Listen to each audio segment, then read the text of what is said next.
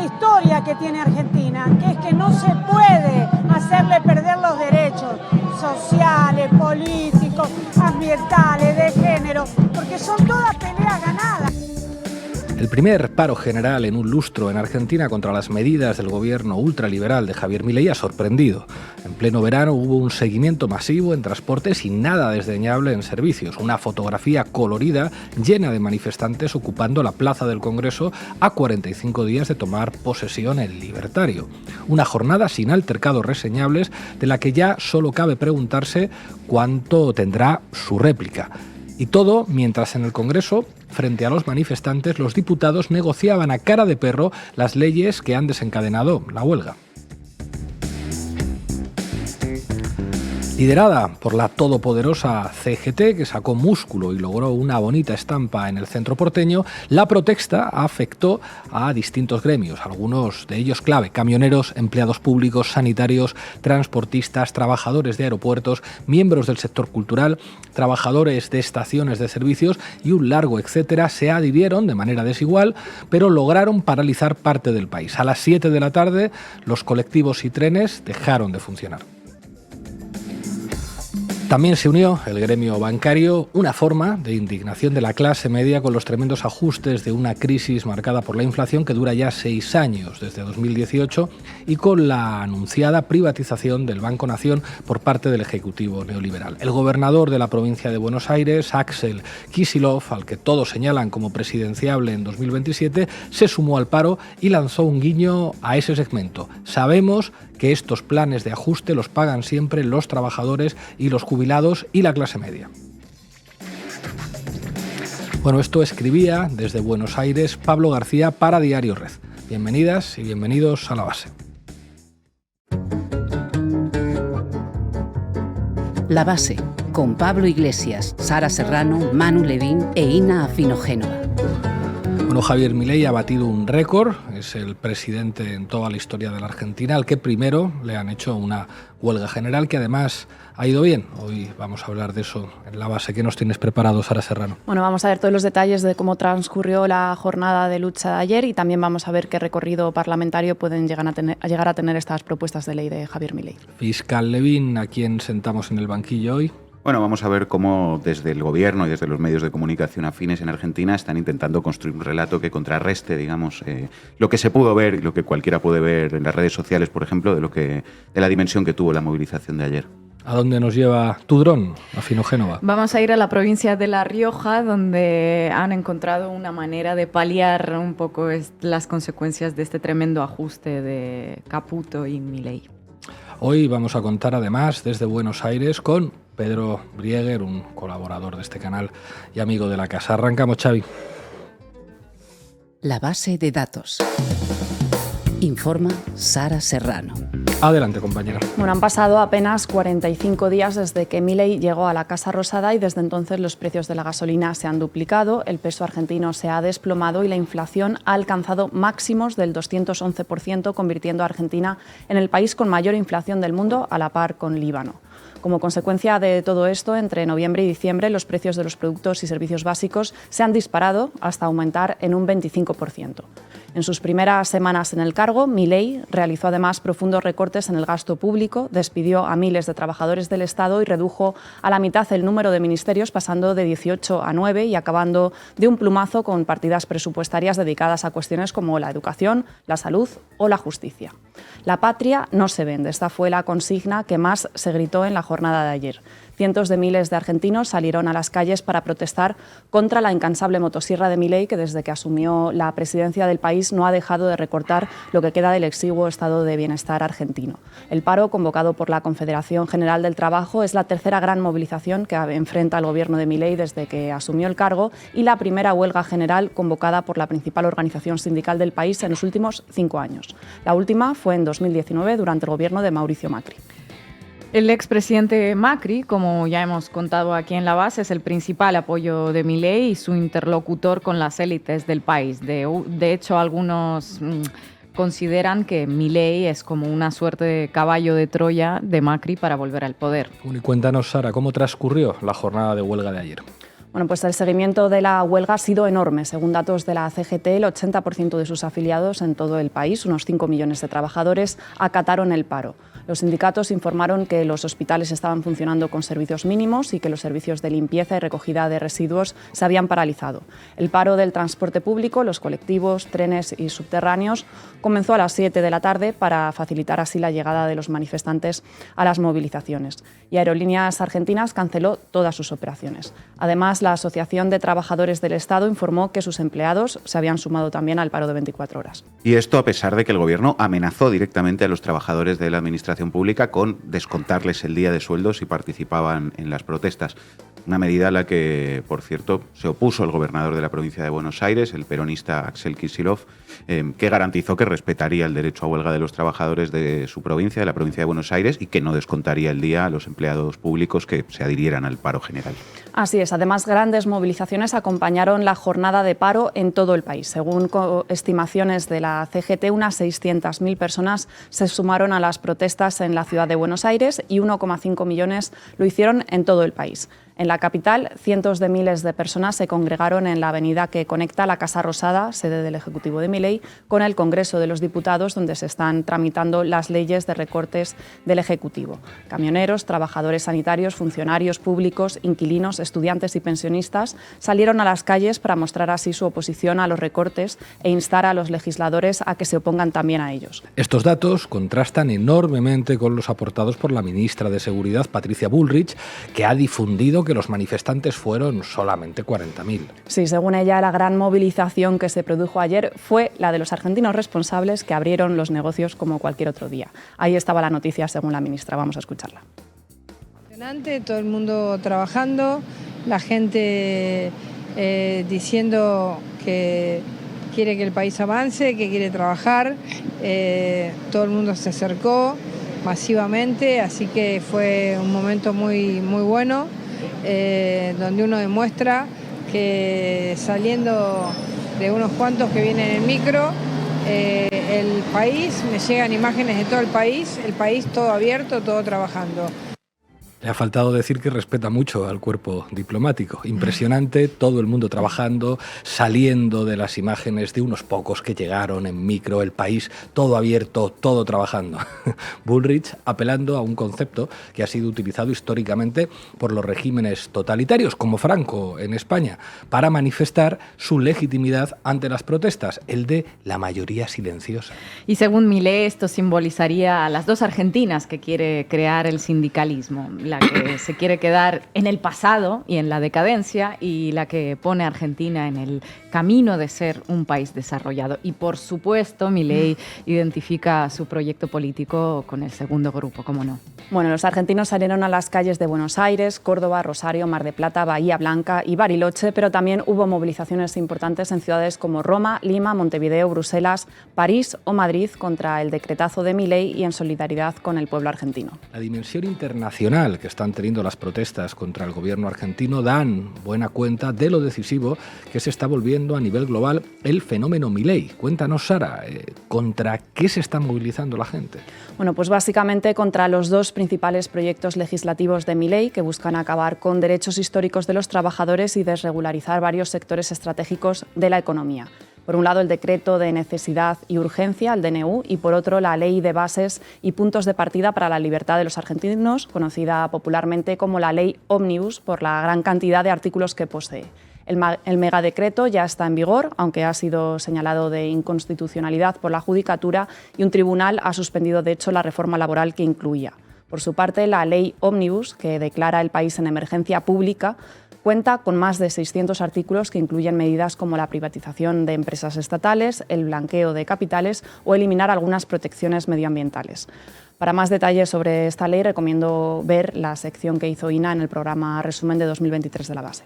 La oposición ha alertado sobre los peligros que supone declarar al país en emergencia pública a todos los niveles, económica, financiera, fiscal, de seguridad, defensa, tarifaria, energética, sanitaria, administrativa y social, hasta finales de 2025 y con posibilidad de prorrogarla 2 años más. Es un gravísimo error darle más facultades a este presidente que quiere atropellarlo todo, ha advertido Germán Martínez, líder de la bancada peronista de Unión por la Patria, quien también criticó que la ley ómnibus perjudica a los jubilados, a los sectores productivos y a las economías provinciales. Y precisamente los legisladores provinciales tienen mucho que decir, ¿verdad? Pues sí, la ley ómnibus se encuentra actualmente en tramitación parlamentaria y sus más de 600 artículos tienen que ser votados en el Congreso en sesiones extraordinarias previstas para este mes.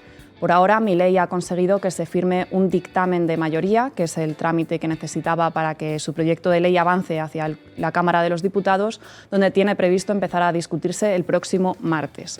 En el Congreso, los legisladores abordarán cada uno de los artículos de manera individual y el proyecto podría caer ahí, ya que el oficialismo no cuenta con mayoría en esta Cámara. Aunque el presidente Milei no quiera, necesita de hecho tiempo para negociar algunos artículos clave de la ley, como los referentes a las retenciones, las jubilaciones o la delegación de facultades extraordinarias. Y en medio de esta búsqueda de acuerdos, el ministro de Economía, Luis Caputo, ha lanzado una amenaza a gobernadores y legisladores que se nieguen a aprobar el texto sin cambios.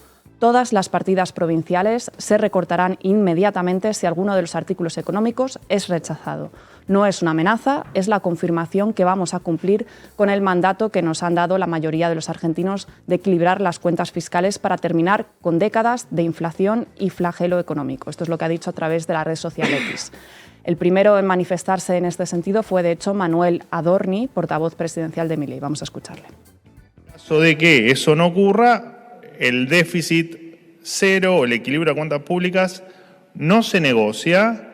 Y dentro de esa no negociación, efectivamente vamos a revisar cada una de las partidas que el Gobierno Nacional transfiere o aporta a las diferentes provincias sin tener ningún tipo de contemplación y a sabiendas que efectivamente si esta ley, y lo hemos dicho, digamos, esto no lo estoy diciendo ahora, lo hemos dicho en un sinfín de oportunidades, si no votan la ley, claramente entienden que el ajuste va a ser mayor para todos, no solo para el Gobierno Nacional, sino que también se revisarán dentro del gasto del Gobierno Nacional, y esto es importante que quede claro, cada una de las partidas que hoy el Gobierno Nacional transfiere a cada una de las provincias.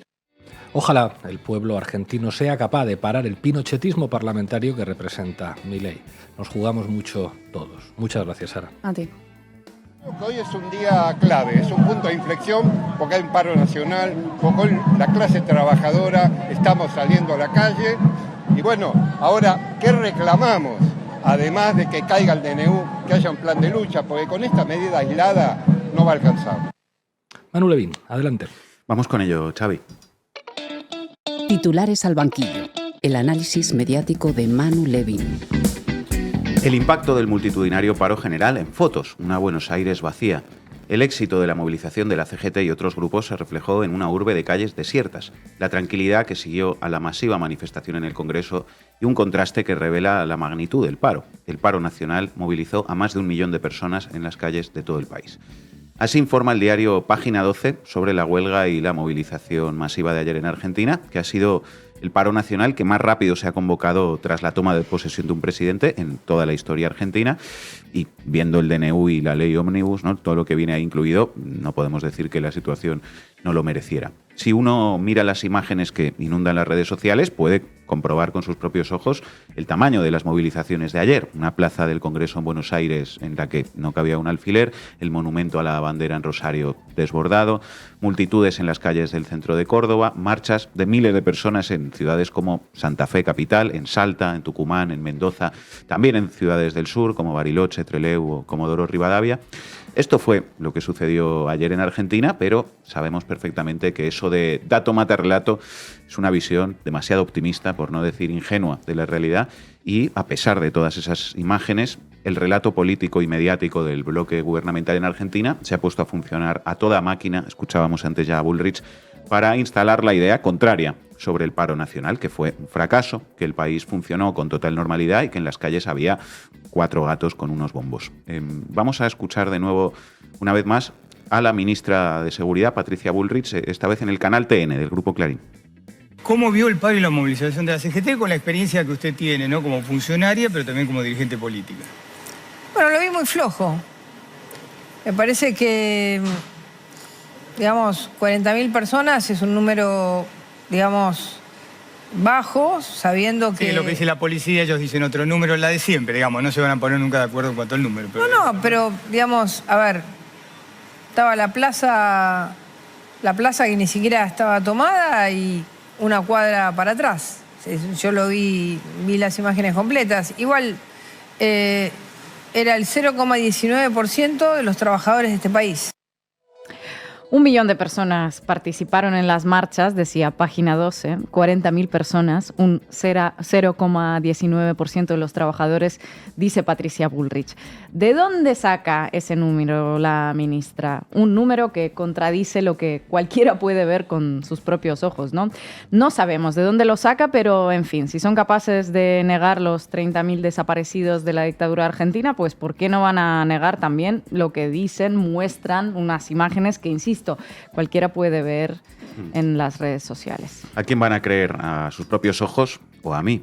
Se les está yendo un poco de las manos el negacionismo a esta gente ya. Dicen que una imagen vale más que 1000 palabras, pero Bullrich y los suyos saben que cuando tienes gran parte de los medios de comunicación a tu favor, 1000 palabras pueden valer más que una imagen. Y se han puesto manos a la obra. En realidad, este relato sobre el supuesto fracaso de las movilizaciones ni siquiera es algo que haya empezado después de que las movilizaciones sucedieran. Vamos a escuchar un corte de este lunes, 2 días antes de la huelga, en el Canal 13. Así que vamos a tener una prueba ahora el miércoles próximo. ¿Lo del paro? Con el paro. Con el fracaso del paro. Con el fracaso del paro. Así que incluso antes de que empezara la huelga, bueno, ya sabían que había sido un fracaso, ¿no? ¿Recordáis cuando un tal Germán Terz, que entonces trabajaba en Telemadrid, grabó su crónica sobre la huelga general del 14 de noviembre de 2012 en España, un día antes de que tuviera lugar, diciendo que había sido un fracaso? Pues se ve que a la derecha mediática argentina le ha gustado esa idea. Total, empezaron ya antes de que el paro diera comienzo y después pues han seguido propagando ese relato por tierra, mar y aire. Escuchábamos antes a Bullrich, vamos a escuchar ahora a Alejandro Fantino, uno de los principales apoyos mediáticos del presidente. Milei, recordemos, le llama el padre de la criatura, que lo puso a jugar en primera. Vamos a escucharle en su programa. Dale, Xavi. ¿Cuántos fueron hoy? No tiren boludeces. No tiremos boludeces, ¿eh? No tiremos boludeces para provocar. Seamos justos. Empecemos a desestimar cifras que no son. Tiro, voy preguntando, voy de arriba para abajo, no de abajo para arriba. ¿Fueron 200.000? No. Por eso voy preguntando, no. ¿Fueron 150.000? No. ¿Nos acercamos a 100.000? No, parece tampoco. Bueno, ya bajamos de 100.000. ¿Fueron 80.000? No. ¿Cerramos en 60.000? No. No. No. ¿Podemos cerrar en 50.000? Sí. Medio River. Ahí podríamos. Un mal partido de un River que no juegue por nada o un Boca que no juegue por nada, una Bombonera semi-vacía al 50%, un poquito menos. La Bombonera que tiene 75.000, Mona, ¿tendrá? No, menos. 60. Sí, 55. 58, bueno, me parece. una Bombonera. En fin, enseguida vamos a seguir viendo que a Fantino se ve que se le fue la mano con el mate porque está un poco alterado, pero si el padre de la criatura está tan nervioso con el paro de ayer, igual es que has cocido la movilización. Vamos a escuchar también enseguida algo más de Fantino, como os decía, que se siguió viniendo arriba. Antes escuchamos el mismo relato idéntico en el canal macrista La Nación Más, la madre de la criatura, podríamos decir, en boca del presunto economista Gustavo Lazzari. Apuntando, mira lo que es la plaza, es el Nacional B, no hay nadie ahí. Es un torneo de ascenso, es un partido de ascenso, es cuarta fecha. Claramente no había ni clima de paro, no había ni ganas de movilizar, porque no... me parece... ¿Hubo paro? No. ¿No hubo paro? No, de ninguna ¿En la manera. práctica? No, la ciudad funcionó todo normal. A ver, es un discurso, entendamos, es un discurso donde esperaban 500.000 personas, fue menos gente que en un Tristán Suárez Atlanta por la cuarta fecha del Nacional B, entonces habrá estado caliente como una pava, y para trascender dijo esta pavada, pero no tiene entidad, no puedes contestarles. ¿Fue un fracaso el paro? Yo creo que sí. Yo vi la verdad, no recorrí toda la Argentina, pero vi que todo el mundo funcionó normal. ¿Para vos, Rubén? No había clima popular. Yo el registro que tengo de testeo periodístico es que fue más acto que paro. Bueno, el testeo periodístico. ¿A quién van a creer? ¿A sus propios ojos o a esta gente? Ya veis que se están empleando a fondo y, como Dios los cría y ellos se juntan, vamos a escuchar ahora a los dos juntos, a Fantino y a Lazzari, diciendo exactamente lo mismo, hasta con los mismos chistes en el programa del primero de Fantino.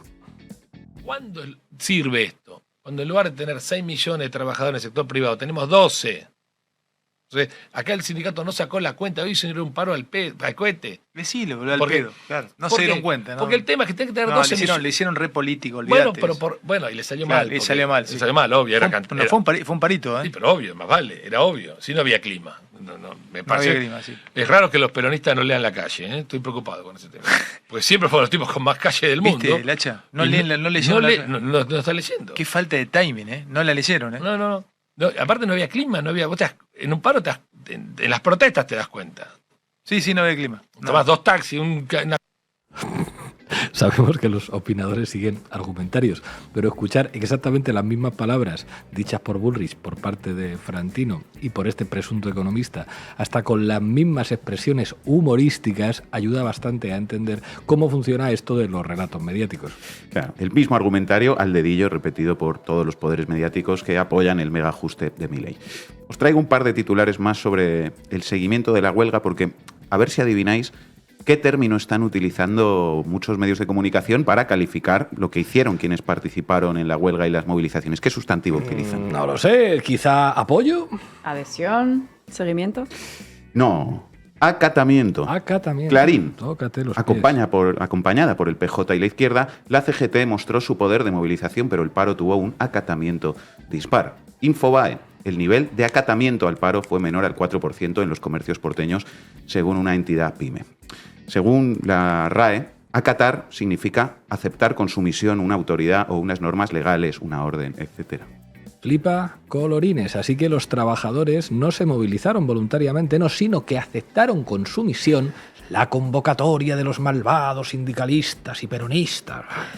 Vaya que según esta gente, los trabajadores argentinos son libres para vender un riñón, son libres para morirse de hambre, como dijo Milei, son libres para convertirse en esclavos, en definitiva.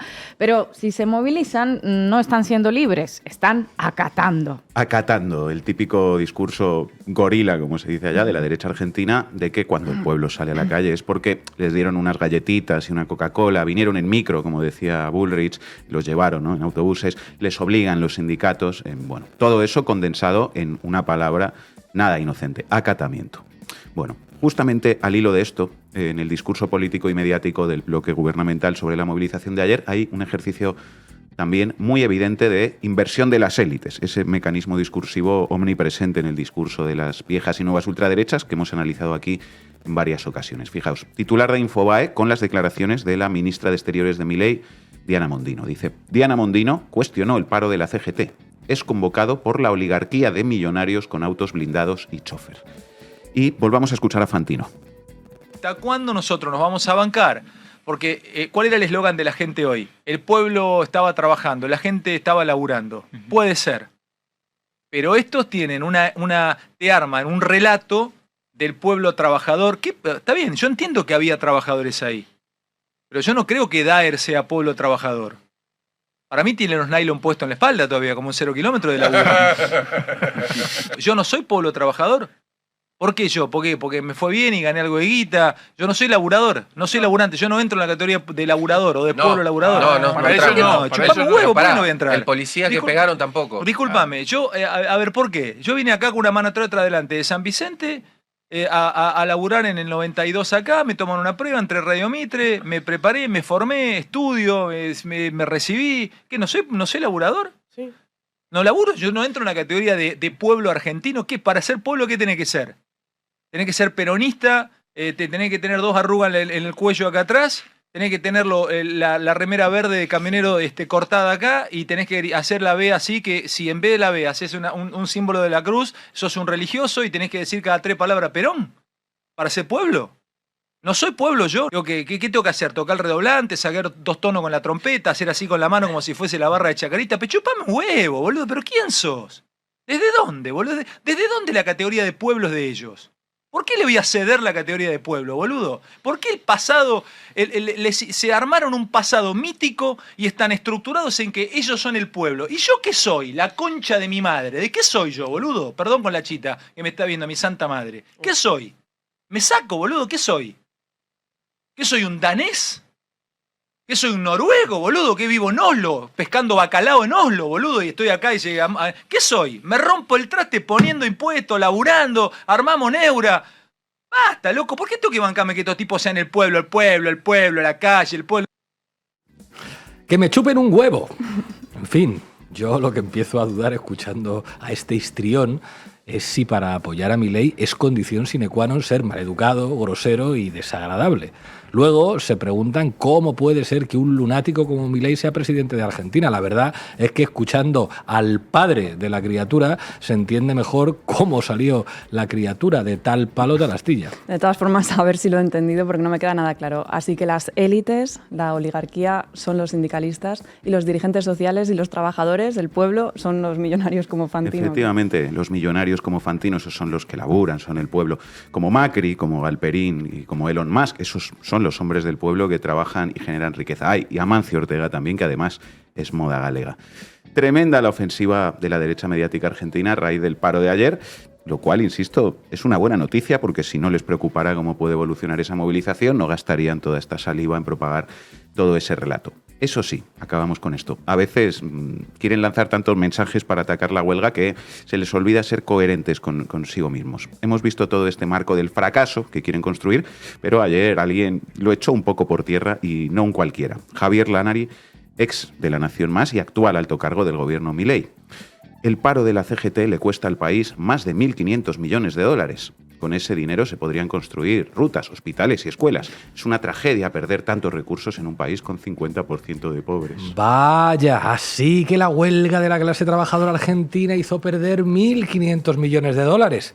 Pero no había sido un parito y un fracaso que no acató nadie, ¿eh? Y sobre todo, no era que la riqueza la producen los empresarios, que son héroes, como dijo Milei en Davos. En fin, que se lo ocurren un poco la próxima vez.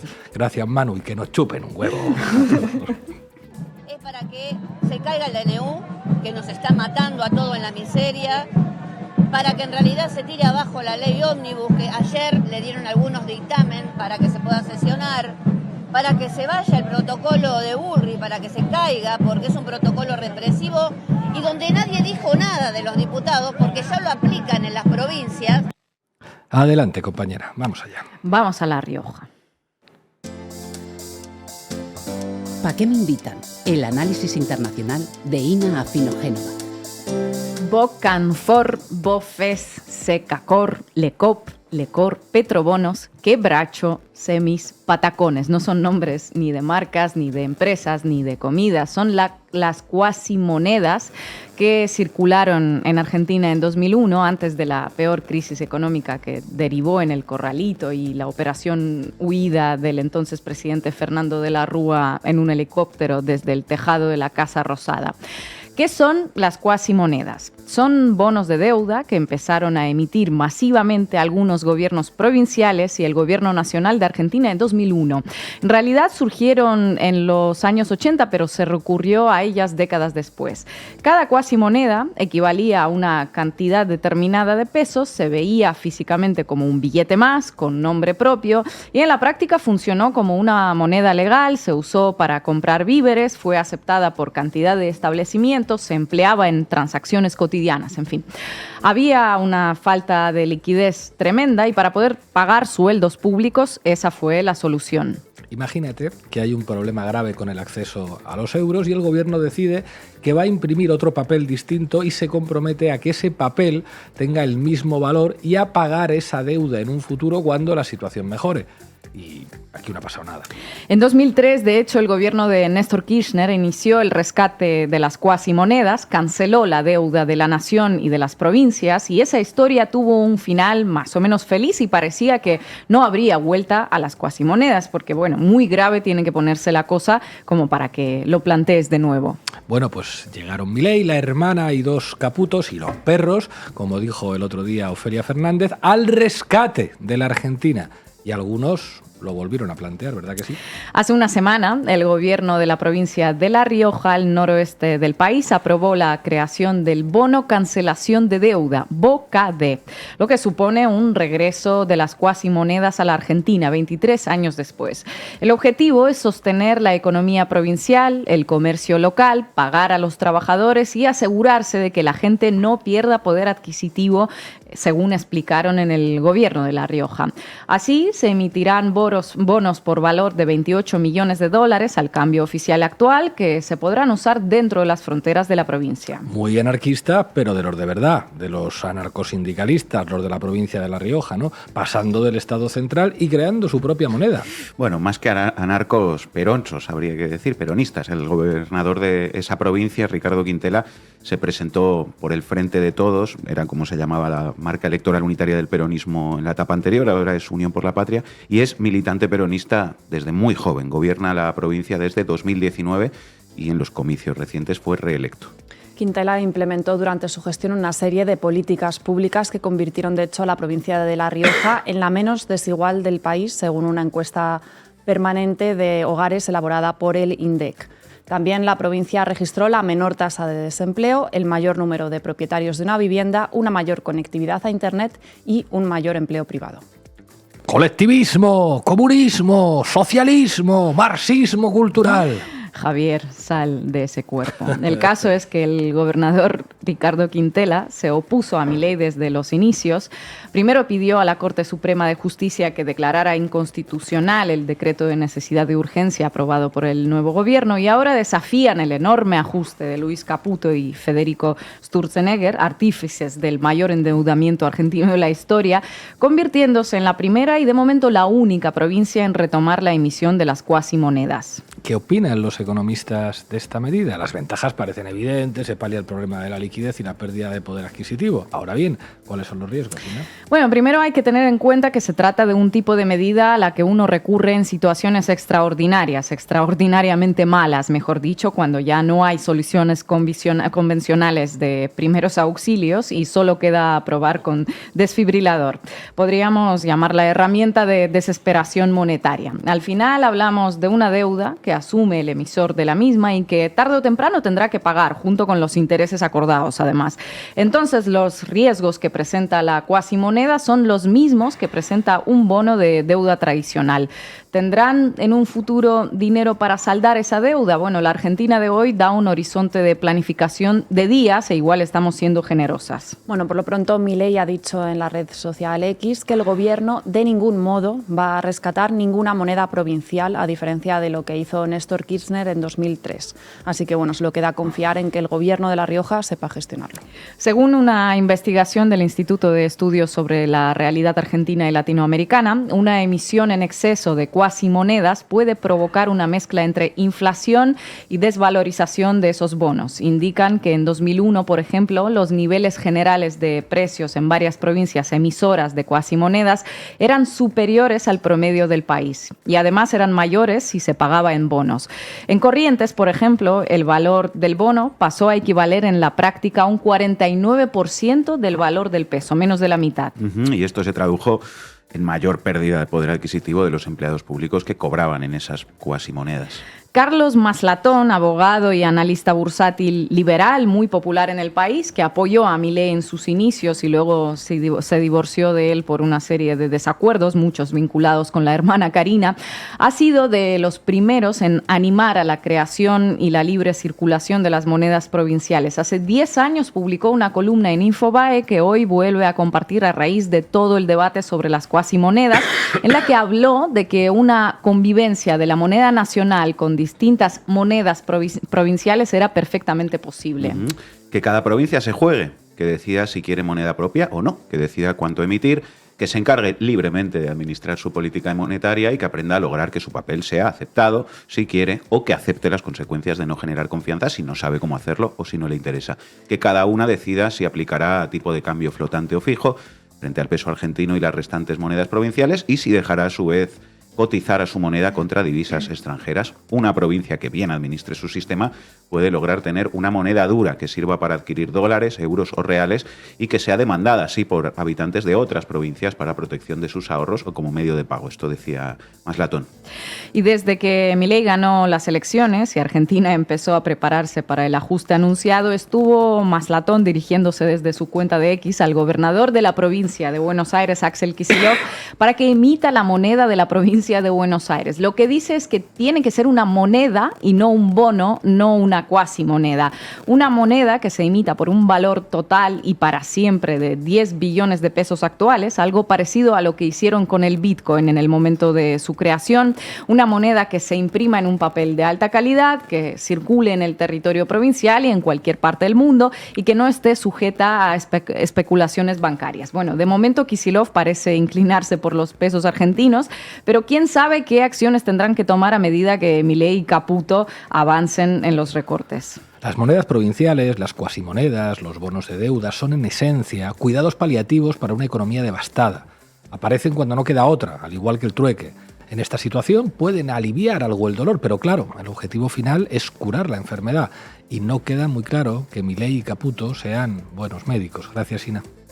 Se intenta desmantelar es justamente el ámbito intelectual, el ámbito cultural, justamente para convertirnos en más dóciles, en más ignorantes y en más manipulables.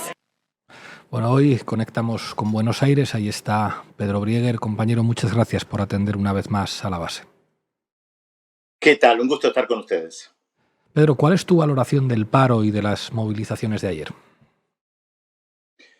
Bien, primero hay que señalar que probablemente esto sea un récord mundial de realizarle un paro general de las principales estructuras sindicales y movimientos sociales a un gobierno, apenas 45 días después de haber asumido. El récord anterior lo tenía Fernando de la Rúa, que duró apenas 2 años en el gobierno. Ustedes recordarán, en el año 2001 renunció, se fue en helicóptero, esa imagen emblemática de lo que pasó en el año 2001 en la Argentina, aplicando algunas políticas similares a las que se quieren aplicar a otra. Ahora, eso ya de por sí es algo muy significativo y muy raro. Un paro y movilización que se realizó en todo el país, no fue solamente en la ciudad de Buenos Aires, aunque ya sabemos que Dios atiende en Buenos Aires, como muchas veces atiende en Madrid, en París, en Roma, en las capitales. Entonces los grandes medios de comunicación se centran en lo que pasa en la capital. Sin embargo, los medios de comunicación de Buenos Aires tuvieron que prestar mucha atención a manifestaciones masivas que hubo en otras ciudades y en ciudades donde no suele haber manifestaciones. ¿Por qué? Porque acá la sensación que existe es que Javier Milei quiere refundar el país, elaborar una nueva constitución sin decirlo y sin pasar por el Congreso. Por eso se habla tanto de poderes monárquicos. Y en contra de esto y un conjunto de medidas que tomó Milei, salió la gente a las calles. ¿Qué tal? Sara. ¿Qué tal, Pedro? ¿Cómo estás? Yo quería pedirte que nos contaras un poco qué recorrido parlamentario podría llegar a tener la ley Ómnibus, teniendo en cuenta que Milei no cuenta con mayoría en el Congreso, que es al final la Cámara que tiene que votar cada uno de los artículos que forman parte de esta ley. Mira, no se sabe bien porque en principio tendría que ir al Congreso, pasar por comisiones. Ayer hubo un escándalo porque en una comisión le dieron un aval a una parte del documento en blanco, después la gente, los legisladores recibieron otra cosa. Milei quería conseguir que hoy se debatiera en el Parlamento, no se logró, será la semana que viene. Hay una situación muy confusa porque está claro que hay diferentes rechazos tanto al decreto de necesidad de urgencia como a la llamada ley Ómnibus en los diferentes partidos políticos. No quieren firmarle un cheque en blanco. Hay partidos políticos de derecha, el PRO de Mauricio Macri e incluso la Unión Cívica Radical, parte importante, que está dispuesta a votar a favor de muchos elementos que trae Javier Milei, pero no de todos, y esto está postergando la situación, porque Milei quiere que se vote absolutamente todo, es a todo o nada.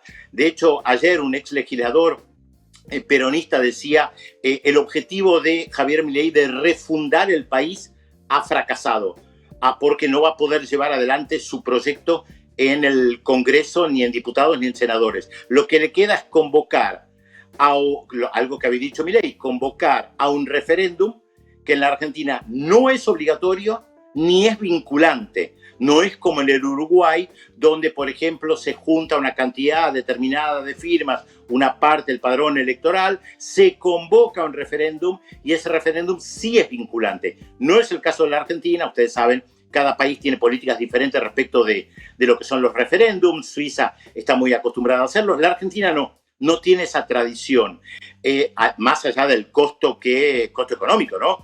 que implicaría un referéndum, tomando en cuenta una frase que mencionó recién Pablo, que hay que tomarla con matiz, de una Argentina devastada. No es tan así. Si bien es cierto que tiene altos niveles de pobreza, hay niveles de actividad muy importantes en la Argentina. Argentina sigue teniendo un alto nivel económico de producción que muchos otros países de América Latina que supuestamente están mejor no tienen. Producción automotriz, producción científica, producción de exportación. Entonces, la imagen que ha dado Javier Milei planteando ya hace 2 años que se iba a llegar a una hiperinflación, no se concretó, pero es real que la inflación es un mal que afecta a la Argentina. Bueno, un mal, no es un fenómeno meteorológico, no, es un mal causado, obviamente, donde hay algunos que se benefician, pero ese tal vez es el talón de Aquiles de lo que está pasando en la Argentina. La inflación, lo que lleva a altos niveles de pobreza, entre otros motivos, y la diferencia entre la economía formal y la informal. Buenas tardes, Pedro, ¿cómo estás? Un placer saludarte. Hace unos días, un compañero porteño que estaba por Madrid me puso un poco al día y me decía que a Milei ya le dicen Semana Santa porque no se sabe si cae en marzo o en abril. Yo te quería preguntar si eso efectivamente describe un estado de ánimo que es real y que está creciendo en el país, o si es un juicio, digamos, muy optimista, demasiado optimista, que no se correspondería con la realidad. Y, bueno, ¿cómo ves, digamos, la evolución de la popularidad de Milei? Si piensas que ya en estos 45 días perdió una parte significativa de ese apoyo que obtuvo, y si crees, aunque sea difícil hacer pronósticos, que efectivamente Milei no terminará su mandato. Es difícil hacer pronósticos, es imposible. La verdad no me arriesgaría a decir qué es lo que va a pasar. Hay una situación complicada, pero estamos frente a un fenómeno político absolutamente novedoso.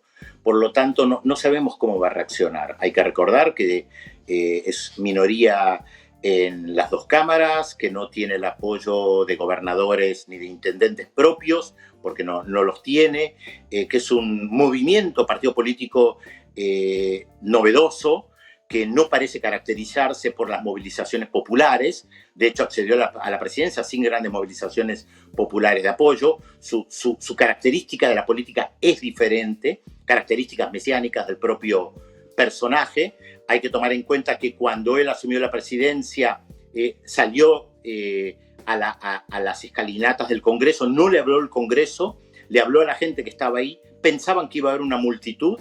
De hecho, frente a la plaza, los 2 congresos, como se la denomina, pusieron altoparlantes y pantallas para la gente que iba a estar detrás, y la multitud era tan pequeña que ni siquiera llegó a las pantallas, pero su poder está en otro lado, y eso es lo que tal vez es tan difícil de discernir. ¿Dónde está su poder? ¿Perdió apoyo? Probablemente ha perdido apoyo de algunos sectores que lo votaron y ven que la leche aumenta todo el tiempo, que el queso aumenta todo el tiempo, que el transporte público va a aumentar. Lo que pasa es que también Milei es consecuencia de un discurso neoliberal de economistas y comunicadores en los grandes medios de comunicación que han tenido la hegemonía durante estos últimos 40 años, que ha calado muy hondo. Por ejemplo, ayer el discurso del gobierno y de quienes apoyan a Milei es que salieron a la calle los privilegiados, la casta de los privilegiados, los sindicatos. Más allá de cómo funcionan los sindicatos en la Argentina, el problema no son los sindicatos. El problema es que hay mucha gente que tiene todavía un sueldo regular, es parte de la economía formal, tiene vacaciones, tiene aguinaldo, este sueldo que se le da, el sueldo 13, dividido en 2 partes, y a esto lo llaman privilegiados. Una persona que trabaja en la educación o en la salud, en el empleo formal, se lo ha categorizado de privilegiado. Claro, frente a una persona que está en la economía informal, que no tiene aguinaldo, que no tiene jubilación, que no tiene papeles en blanco, como solemos decir, por supuesto que está mucho mejor. Pero se ha construido un relato de que esas personas son privilegiadas, de que esas personas son la casta, como si la culpa la tuviera un empleado público que puede ganar 150 euros o un docente o una persona que se dedica al área de la salud y no la gente más poderosa del país. Bueno, este es un discurso que ha funcionado durante 40 años. Afectó la denominada clase política o la casta. Ustedes saben mejor que yo lo que significó en el Estado español el tema de la casta. Ahora bien, ese discurso ha calado tan hondo que mucha gente cree que efectivamente Milei va a atacar los privilegios.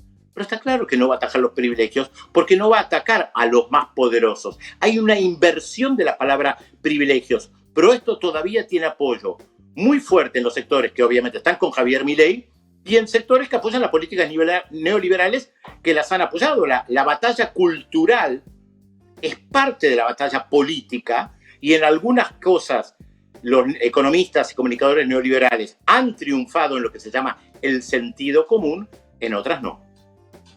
Ina. Pedro, buenas tardes, un gusto saludarte. Estábamos hablando ahora justo de la medida del gobierno de La Rioja con la introducción de la cuasimoneda. Entiendo que es una pregunta más económica, pero tú viviste la crisis de 2001, sabes que estuvieron varias en circulación. ¿Cómo valoras esa medida y qué efectos puede tener en la economía de la gente? Mira, el gobierno de Milei claramente está chantajeando a las diferentes provincias, hay 24 provincias en la Argentina, los gobernadores que no son de su signo político, porque reciben una parte importante de la torta que se reparte del Estado. Entonces lo que quiere hacer Milei es presionarlos para que le voten a favor, y lo está logrando en algunos casos, para que le voten a favor, porque si no le quitan los recursos nacionales. La alternativa de una moneda propia es complicada. Escuchaba lo que decían de Malatón. Malatón es un personaje bastante particular que apoyó a Milei, que estuvo con Milei durante muchos años y que hace una propuesta que la mayoría de los economistas que están con el gobernador de la provincia de Buenos Aires, Axel Kicillof, no parecen estar de acuerdo. Es una medida paliatoria. Es tratar de darle a las personas que viven en una provincia la posibilidad de comprar productos básicos en la provincia.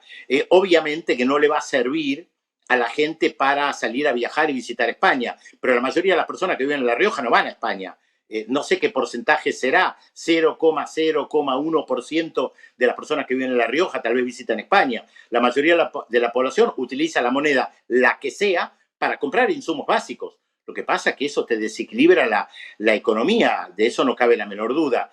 Ahora, hay gente que está a favor, gente que está en contra. Me cuesta opinar, pero reitero, me parece que es una medida paliatoria frente al aumento del precio de prácticamente todos los productos básicos, gas, electricidad, transporte público, salud, medicina privada. No sé cómo lo van a implementar. Hay que ver si lo logran implementar. Muchísimas gracias por atender a La Base. Hasta pronto, amigo. Un abrazo grande para ustedes también. Llegamos al final de La Base hoy. A continuación viene Mal Bicho de los Cadillacs. Hasta mañana, no con La Base, pero sí con Zona Comanche, con noticias básicas, con El Tablero y con unos cuantos programas más. Hasta pronto.